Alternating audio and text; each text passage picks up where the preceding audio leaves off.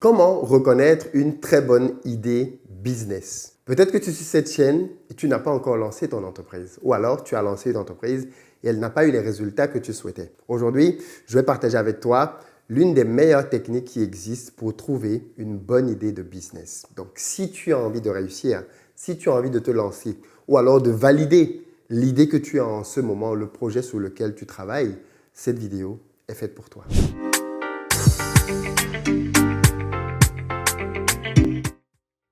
Salut à toi et bienvenue sur ma chaîne, moi c'est Philippe Simo et ici je te parle d'entrepreneuriat et d'investissement parce que je suis convaincu que ce sont les deux piliers sur lesquels la communauté noire doit s'appuyer si elle veut émerger. Donc si toi aussi tu veux faire partie de cette belle aventure, je t'invite à faire deux choses. La première, abonne-toi à cette chaîne et active les notifications et ainsi tu seras informé de l'apparition de toutes nos vidéos business comme celle-ci qui t'apporte du très bon contenu.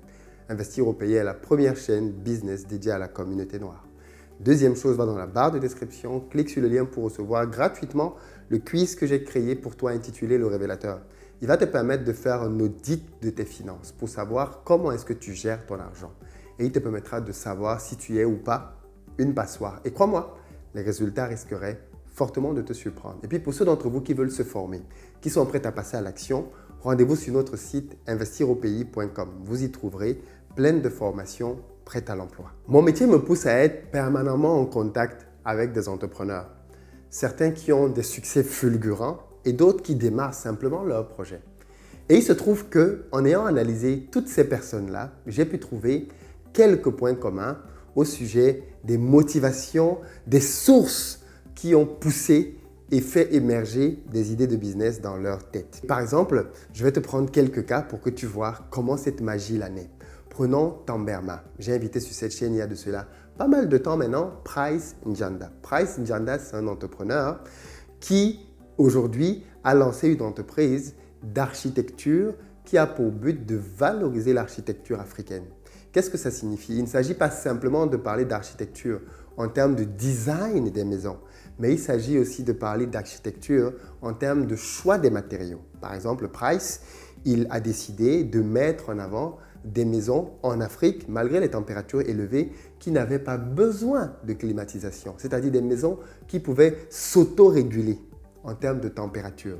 Le principe, en fait, c'est de créer des maisons qui fonctionnent un peu comme des marmites. C'est-à-dire que pendant la nuit, la maison est ouverte, elle prend toute la fraîcheur qu'il y a à l'extérieur, à une certaine heure dans la nuit, quand il fait un peu frais, elle prend toute la fraîcheur et en journée, elle se referme et contient cette fraîcheur-là dans la maison pendant la journée. Et le cycle recommence ainsi de suite. Mais il parvient à le faire bien évidemment en utilisant des matériaux locaux et non plus simplement du béton armé et en substituant ainsi beaucoup de choses que l'on a l'habitude de voir par des matériaux qui sont faits localement, du moins par des matériaux naturels que l'on retrouve sur le continent. Son idée est brillantissime. Mais d'où elle part? Elle part du simple fait qu'en tant qu'architecte, à un moment donné, il s'est rendu compte que ça n'a pas de sens qu'on continue à construire en Afrique comme si on était en Europe ou en Asie. On a sur place des matériaux différents, une logique différente et il serait peut-être intéressant de comprendre l'environnement local dans lequel on est pour permettre, en utilisant les matériaux locaux, de régler des problèmes comme celui de l'humidité. On sait bien que beaucoup de nos pays ont un très fort taux d'humidité. Et donc, utiliser simplement le béton ne suffit pas. Et voilà un peu comment est-ce que Price est parti d'un constat, d'un problème, d'une frustration qu'il a constaté. Et aujourd'hui, il a créé une société qui travaille dans ce sens-là. Mais il n'y a pas que Price Njanda. J'ai d'autres entrepreneurs que j'ai pu avoir ici et qui sont partis aussi de la même manière, en partant principalement d'une frustration. Prenons le cas par exemple de Trip Afrique. Trip Afrique a été créé parce que pendant ses voyages en Afrique, le fondateur s'est rendu compte qu'il lui était quasiment impossible de voyager entre plusieurs pays sans avoir besoin de revenir en Europe. Et il s'est dit, mais ce n'est pas possible. Comment est-ce que quand je suis sur le continent, moi qui y vais pour mes différentes activités, je ne peux pas me déplacer librement de pays en pays, pas parce que les pays sont contre, mais simplement parce qu'il n'y a pas de moyens de transport qui relient les grandes villes entre elles. Et donc, du coup, il a décidé de créer une entreprise qui va permettre à des transporteurs urbains de faire voyager les gens au travers du continent pour pouvoir décloisonner ainsi le continent. Donc, tu vois, là encore, c'est parti de quelqu'un qui, pendant ses voyages, a eu cette frustration-là. Mais je peux te citer comme ça des dizaines et des dizaines d'entrepreneurs qui, en réalité, ont transformé une frustration dans leur vie en société derrière et qui a marché progressivement. Et je te dis, on peut aller même jusque vers des personnes qui sont multimilliardaires et tu vas souvent retrouver ce même principe-là. Une frustration, quelque chose qu'ils vivaient au quotidien, dont ils avaient marre, et ils ont décidé de agir pour changer cela. Et donc, clairement, moi je pense aussi que la frustration est l'un des meilleurs moyens en réalité de se lancer dans l'entrepreneuriat. Parce que la frustration fait que tu te dises plus jamais ça. Plus jamais ça. Prenons le cas de l'élevage de poulets. Moi, je me suis lancé dans l'élevage de poulets parce que je me suis rendu compte que les gens étaient de plus en plus malades sur le continent et que ma famille, de fait, elle-même courait le risque de choper des maladies type des cancers à cause du poulet surgelé qu'on nous vendait en Afrique. On continue de vendre d'ailleurs ce poulet malgré certaines interdictions dans certains pays. Or, des études ont démontré aujourd'hui qu'il y a une hausse des taux de cancer qui est très certainement liée au changement d'habitudes alimentaires. Mais quels sont les changements d'habitudes alimentaires qu'on a eu sur le continent si ce n'est l'arrivée massive de nourriture congelée?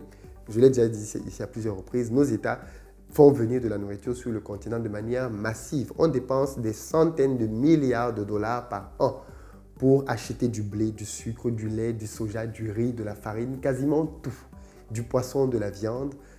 Et bien évidemment, le problème c'est que comme nos régulations au pays ne sont pas très strictes, on ne sait même pas ce que l'on commande. On sait juste que la nourriture arrive, elle doit entrer dans le pays et elle permet de nourrir les populations.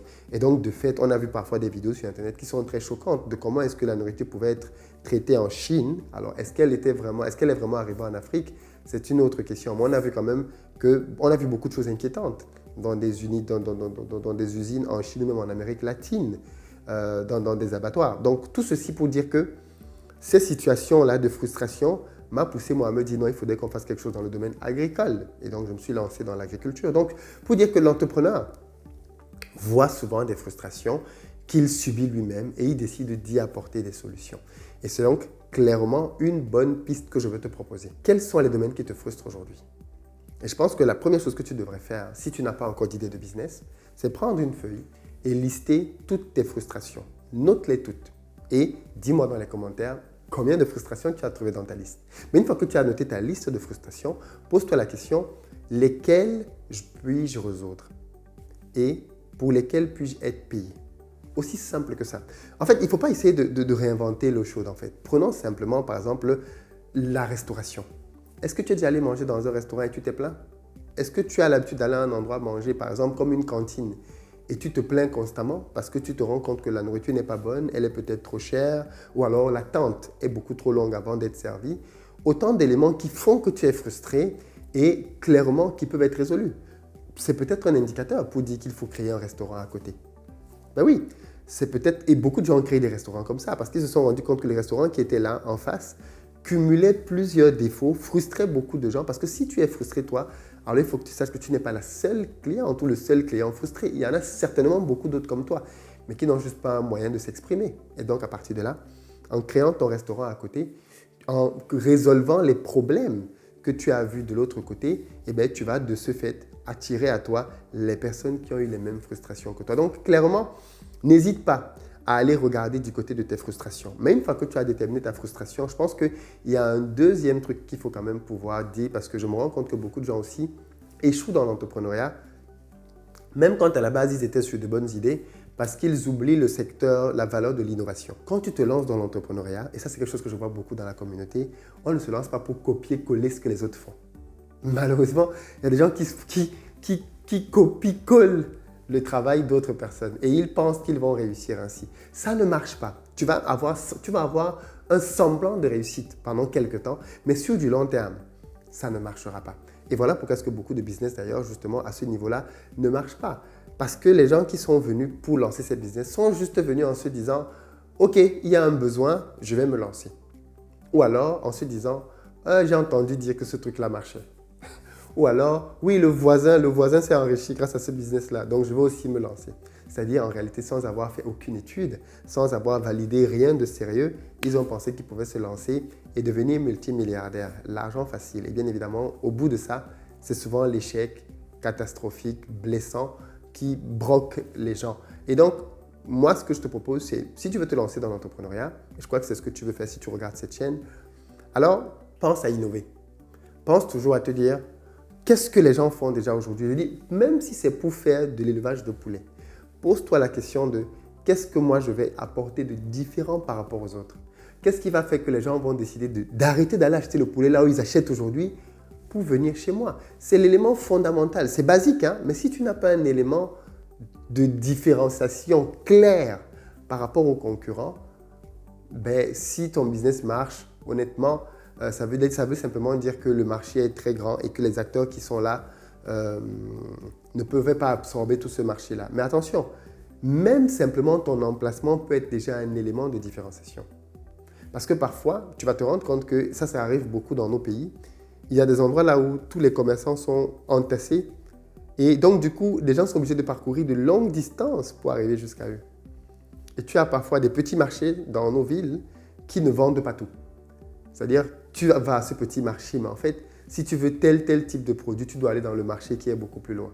Et donc, clairement, ce genre d'indications sont supposées te montrer que, eh bien, si je viens et que je ramène ici, à proximité, simplement dans ce quartier, tel produit pour lequel on est obligé d'aller aujourd'hui au marché à des kilomètres, eh bien, ça peut marcher. Et là, je te parle de quelque chose que je connais parce que même quand on est au pays, on a un petit marché dans le quartier et dans ce petit marché-là, il y a certains achats qu'on ne peut pas faire là. Et c'est frustrant parce que tu as le petit marché qui est à 10 minutes, mais tu es obligé d'aller à un marché qui est à 45 minutes parce que tu n'as pas là, sur place, les petits trucs dont tu peux avoir besoin. Or, si quelqu'un vient et ouvre donc un commerce dans lequel il va proposer ses produits-là, qu'est-ce qui va se passer? Il va vendre, il va vendre, il va vendre. Donc, clairement, si tu manquais d'idées, normalement, j'espère que maintenant, tu sais que dans les frustrations que tu as au quotidien, tu as une bonne base. Ne te dis pas que tu ne peux pas. Parce que ça, je sais que beaucoup de gens se laissent souvent bloquer ou intimider en se disant « Oui, mais je ne peux pas résoudre ce problème-là, il est beaucoup trop grand. » Non, c'est faux. Il y a des gens là dehors qui ont de l'argent et qui sont prêts à financer des projets.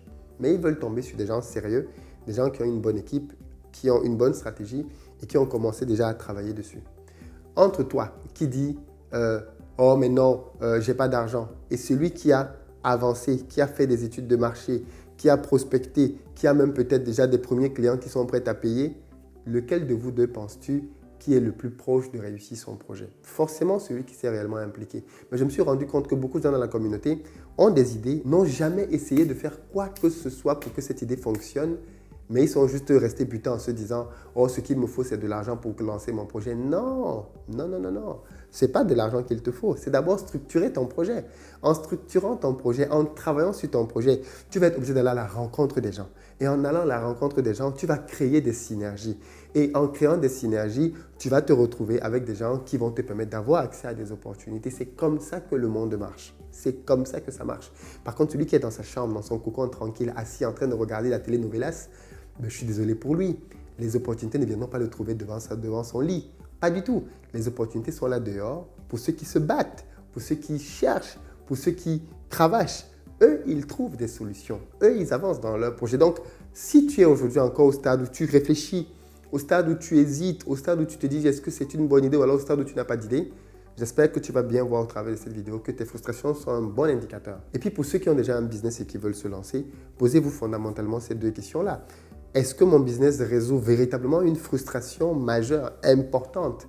Et est-ce qu'en résolvant ça, les gens vont me payer? Et puis deuxièmement, quelle innovation est-ce que j'apporte dans le marché pour que quelqu'un veuille venir acheter chez moi et pas chez ceux qui étaient déjà là auparavant? Je dis bien, peu importe ce que tu veux vendre, pose-toi toujours cette question-là. Quels vont être mes éléments de différenciation? Et ces éléments-là, ça peut être la technologie. C'est-à-dire, moi, je vais, plutôt que de venir faire les beignets comme les gens les faisaient avant, je vais ramener une machine à baigner. Et comme ça, ce ne sera plus une maman qui va se tenir là et se prendre toute la fumée dans les yeux.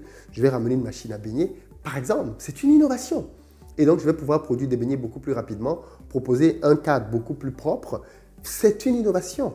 Ça peut être le fait que ce n'est pas technologique, c'est peut-être au niveau de l'expertise, de la compétence. C'est-à-dire, toi, peut-être dans ta carrière aujourd'hui, tu as appris des choses, tu sais faire des choses, tu es peut-être infirmière, tu es peut-être dans un domaine, je ne sais pas moi, dans lequel tu as acquis une certaine expérience. Et c'est cette expérience-là qui va te servir d'élément de différenciation par rapport à ton business. D'ailleurs, dans la vidéo qui va paraître demain, je vais t'expliquer les différents éléments dont tu disposes déjà peut-être et qui font que tu peux te démarquer par rapport aux autres, mais que tu ignores. Parce que beaucoup de gens pensent souvent beaucoup de gens ignorent leur potentiel. Ils ignorent tout ce qu'ils ont déjà et ils pensent qu'eux, ils n'ont rien. Non, c'est faux.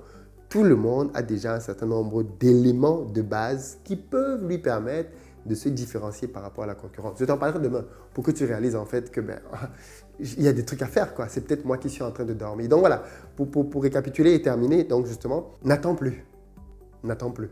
Parce que de manière ultime, en fait, ce qui va te manquer, ce n'est pas les idées. Parce que les idées, il y en a plein. J'en donne même ici sur cette chaîne gratuitement. Je donne même des business models sur comment on doit les faire. Mais ce qui va réellement manquer souvent aux gens, c'est le courage. Le courage de se lancer. Et j'ai vraiment envie d'adresser ce point du courage avant de terminer cette vidéo. Parce que je pense que la peur, il y a différents types de peurs. La peur d'échouer, la peur de mourir, la peur de décevoir, la peur de réussir. Il y a 7 types de peurs qui fondamentalement nous bloquent, nous paralysent, et même dans l'entrepreneuriat. Mais qu'est-ce qui se passe quand quelqu'un a peur? Ce qui se passe simplement, c'est que la personne pense à tout ce qui peut mal fonctionner si elle se lance dans l'entrepreneuriat. Et se dit, ah là là, oh là là là là, je vais quitter mon boulot, donc je n'aurai plus la sécurité de l'emploi. Je vais miser mon argent. Je vais prendre mon épargne que j'ai durement gagnée. Je vais la mettre dans le projet. Si ça ne marche pas, je suis foutu. Je ne sais pas moi, je veux dire, elle imagine tous les scénarios catastrophes possibles au terme de ça. Elle se dit, ah non, non, non, non, non, je ne suis pas encore prête.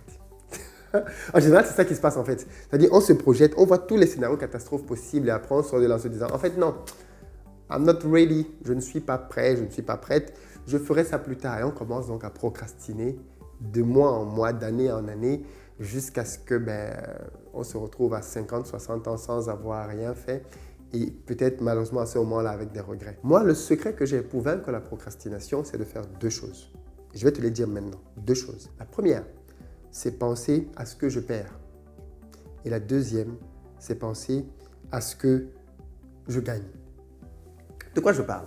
Quand tu décides de te lancer dans l'entrepreneuriat, il y a toujours la possibilité de voir ce que ta vie va devenir si tu ne fais rien et ce que ta vie va devenir si tu deviens entrepreneur. Et moi, je me pose toujours ce type de questions-là quand j'hésite à passer à l'action. Et ça, c'est un élément qui est fondamental pour moi parce que je ne veux pas vivre une vie de regret. Je l'ai déjà dit ici à plusieurs reprises qu'on a posé des questions aux gens qui étaient en phase terminale de cancer, leur demandant ce qu'ils regrettaient le plus dans leur vie. Et ils ont dit, ce que l'on regrette, ce ne sont pas les choses qu'on a faites et qu'on a échoué. Ce sont les choses que l'on n'a jamais osé faire. Le voyage qu'on n'a jamais osé faire. La relation qu'on n'a jamais osé démarrer. X, Y, Z. Les excuses qu'on n'a jamais osé demander. C'est ça que les gens gardent en eux jusqu'à leur départ. Et moi, je n'ai pas envie d'avoir ce genre de regret. Donc, quand j'ai une idée, quand j'ai un truc, je me dis comment je fais pour lancer ça. Et donc, clairement, moi, ce qui m'aide, c'est donc de me poser la question, qu'est-ce qui va se passer si je ne fais rien? Qu'est-ce que l'inaction va entraîner dans ma vie? Et tu peux te poser cette question à ton niveau aujourd'hui. Tu es salarié, tu gagnes peut-être une certaine somme. Qu'est-ce qui va se passer dans 10 ans au niveau de ta famille? Est-ce que tu vas voir de plus en plus tes enfants? La probabilité est forte que non. On est dans un système qui fait que les parents n'ont pas le temps de s'occuper des enfants. Ils doivent les confier à des nounous. Ça, c'est le système. Parce qu'ils vont chercher de l'argent. Paradoxal, hein? On est dans un système qui fait que tu n'as plus le temps de voir tes amis parce que tu fais métro, boulot, dodo. Le week-end, c'est très court. Samedi, à peine tu te lèves, il faut que tu ailles faire tes courses. Tu reviens de tes courses, il faut que tu discutes un peu, tu rigoles un peu. On est déjà dimanche, il faut que tu te prépares pour lundi et le cycle recommence. Tu n'as pas le temps de voir tes amis. Donc, ta relation pâtit à ce niveau-là. Ton couple même peut pâtir parce que si tu as un boulot qui ne te donne pas du temps, alors même ta famille doit en pâtir. Quand est-ce que tu vois tes enfants? Peut-être pas souvent parce que quand tu rentres, peut-être qu'ils dorment déjà. Quand est-ce que tu passes du temps avec ton conjoint? Peut-être pas souvent parce que quand tu rentres, tu es claqué, tu es fatigué, tu n'as pas le temps de passer des moments de qualité avec la personne parce que tu es peut-être très pris par ton travail. Qu'est-ce que tu penses que tu vas avoir dans 10 ans? Tu penses que ça va aller en se calmant, en s'améliorant? Pose-toi juste la question simplement. Comment était ta vie il y a 2 ans? Si tu travaillais déjà il y a 2 ans. Par rapport à il y a 2 ans et aujourd'hui, est-ce que tu es plus libre? Est-ce que les indicateurs se sont améliorés? Il y a des chances que non. Les choses sont allées en s'empirant. Malheureusement, je crois que c'est ce qui va se passer dans les prochaines années. Donc, il faut que tu fasses d'abord le premier tableau de où est-ce que je serais si je ne fais rien? Et normalement, ce tableau-là, il doit être généralement tellement sombre, tellement triste, que tu ne veux pas rester là. Moi, je me suis projeté avant de tout lancer, de tout abandonner pour me lancer dans l'entrepreneuriat. Je me suis dit, mais je gagne 3 000 et quelques, mais j'ai des enfants en bas âge. On me dit que les solutions, c'est faire de l'immobilier, acheter un bien, attendre 20, 25 ans de rembourser le crédit pour commencer à en jouir. On me dit qu'il faut attendre 40 ans de travail pour commencer à profiter de la vie à la retraite. C'était des schémas de vie qui ne m'intéressaient pas. Je me suis dit, mais attendez, moi, c'est maintenant que j'ai besoin d'argent. C'est maintenant que mes enfants sont en bas âge. C'est maintenant que j'ai besoin de pouvoir besoin de ma famille. Ce n'est pas dans 25 ans. Ce n'est pas dans 40 ans. C'est maintenant qu'il faut que je puisse trouver des solutions pour pouvoir vivre tout ça. Et je me suis souvenu des frustrations dans ma famille. Comment est-ce qu'on pouvait être parfois bloqué parce qu'il manquait 1 000 euros, parce qu'il manquait 2 000 euros. Et je me suis dit, non, mais en fait, je n'ai pas envie non plus que mes enfants grandissent dans ce genre de cadre dans lequel ils ne peuvent pas s'exprimer ou alors leur potentiel va être bridé à cause des ressources financières. Donc, tout ce style de vie-là, tout cet environnement-là me dit non, en fait, je ne veux pas ça pour ma famille, je ne veux pas ça pour mes enfants. Vous voyez, il y a des gens qui, dans leur raisonnement, se disent, quand ils ont un enfant, ouh là là, maintenant que j'ai un enfant, je ne peux plus prendre de risques. Eh bien, moi, ça a été l'inverse. Le jour où mon premier fils est arrivé, eh bien, je me suis dit, en fait, non, non, non. Parce qu'avant qu'il ne vienne, j'étais pisse, j'étais tranquille dans ma vie. Je vivais tranquillement, je faisais mes petits projets à gauche, à droite. Mais quand mon fils est arrivé, je me suis dit, en fait, non, non, non, non. Il faut que je réussisse pour que cet enfant-là puisse avoir une éducation dans laquelle l'argent n'est pas un problème. Tu vois, donc, moi, la venue et la naissance de mes enfants a été pour moi un catalyseur pour prendre des risques. Or, pour certains, c'est une raison de ne pas en prendre. Et puis, la deuxième chose que je fais maintenant, justement, c'est que je me projette en me disant, mais à quoi va ressembler ma vie si je le fais et ça marche? Et là, c'est génial.